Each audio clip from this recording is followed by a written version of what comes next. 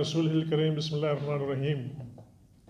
یہ دنیا رنج و راحت کا غلط انداز رکھتی ہے، خدا ہی خوب واقف ہے کسی پہ کیا گزرتی ہے۔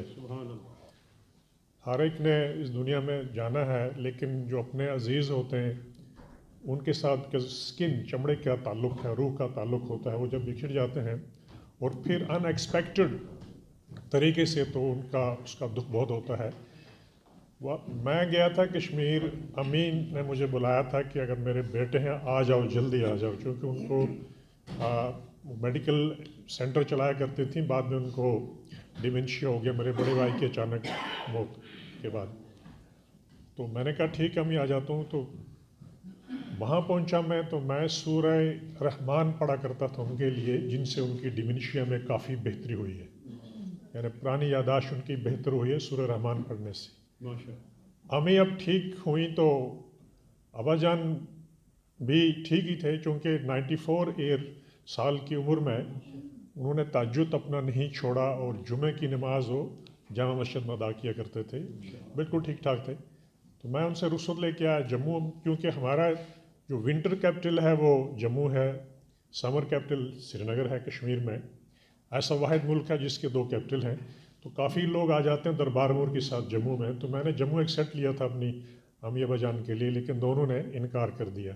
میں جموں ٹھہرا، جموں سے میں نے امی ابا جان سے بات کی اور ابا جان کہنے لگے آپ جب یہاں آتے ہیں تو میری کمر مضبوط ہو جاتی ہے، آپ بہت بہادر ہیں، لیکن وہاں سے بھی چلے جائیں گے لندن، بہرحال زندگی کا کوئی بھروسہ نہیں ہے، مجھے بخشتے رہنا، شاید کہ اگلے وقت میں آپ کو دیکھوں یا نہ دیکھوں۔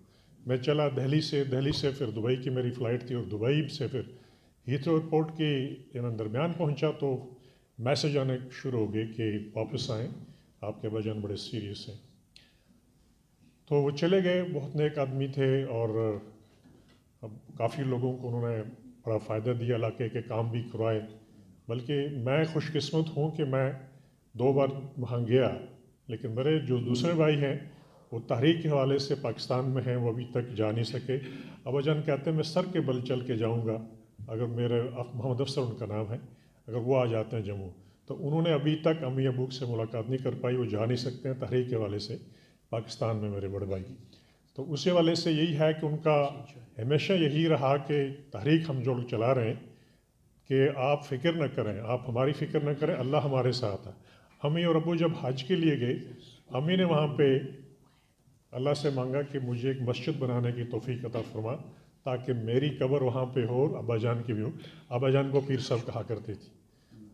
امی نے مسجد بنائی، ماشاءاللہ آباد مسجد ہے، لوگ آتے ہیں، تبلیغ کے لوگ بھی آتے ہیں، اور وہاں قبرستان کی جگہ انہوں نے بنائی۔ تو سب لوگ یہی کہہ رہے تھے کہ امی شاید پہلے چلے جائیں گی، لیکن ابا جان چلے گئے۔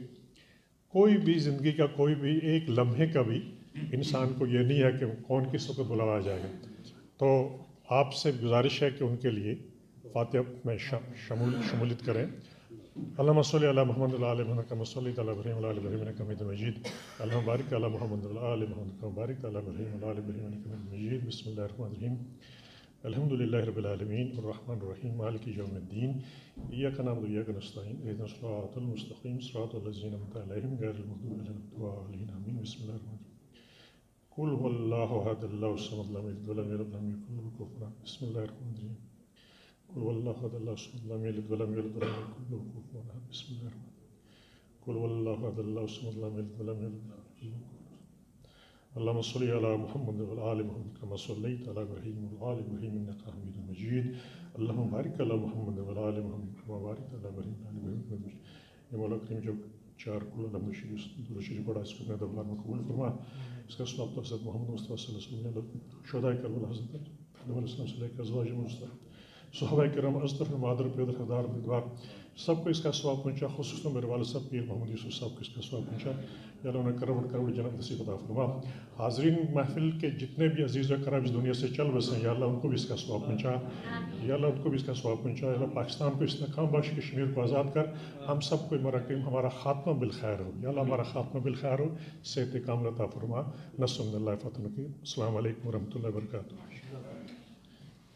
میں یہ لکھا اپنا حال آپ کے سامنے پیش کرنا چاہتا ہوں کہ دنیا کے مہذب انسانوں کشمیر توجہ چاہتا ہے، کشمیر کے درد کو پہچانو، کشمیر توجہ چاہتا ہے۔ وہ شالیمار، وہ چار چنار اس بار لہو میں ڈوب گئے، اس جنت ارضی کے سارے آثار لہو میں ڈوب گئے۔ کشمیر کے شہر سمجھتے ہیں، کشمیر کی گلیاں جلتی ہیں، دنیا کے مہذب انسانوں کشمیر توجہ چاہتا ہے۔ اس کے بعد میں نے اپنے بارے میں جو مجھ پہ گزر رہی ہے اس میں ایک نظم ہے، میں سادہ الفاظ میں لکھی ہے۔ میں کوئی چمکتا چاند نہیں، میں ٹوٹا ہوا ایک تارا ہوں۔ کیا بات ہے! اکثر گردش میں رہتا ہوں، میرے ارماں سارے اجڑ گئے، میرے میٹھے سپنے بکھر گئے، میں پنچھی ایک آوارہ ہوں۔ میری منزل کوئی کنارہ نہیں، میرا ساحل کوئی سہارا نہیں، میں بہتا ہوا ایک دھارا ہوں، میں ٹوٹا ہوا ایک تارا ہوں۔ کوئی مجھ کو اپنا بنائے کیوں، مجھے دل میں اپنے بسائے کیوں، میری خاطر آنسو بہائے کیوں، میں پردیسی بنجارا ہوں، میں ٹوٹا ہوا ایک تارا ہوں۔ میرے غم کو نہ پاس بلا لینا، مجھ سے نہ آس لگا لینا، میری یاد میں تم نہ کھو جانا، میں تنہا ایک بیچارہ ہوں، میں ٹوٹا ہوا ایک تارا ہوں۔ میں اپنے آنسو پیتا ہوں، مر مر کے یوں ہی میں جیتا ہوں، دنیا کے غموں کا مارا ہوں، شاہد میں ٹوٹا ہوا ایک تارا ہوں۔ میں کوئی چمکتا چاند نہیں، میں ٹوٹا ہوا ایک تارا ہوں۔ بہت شکریہ، بہت شکریہ۔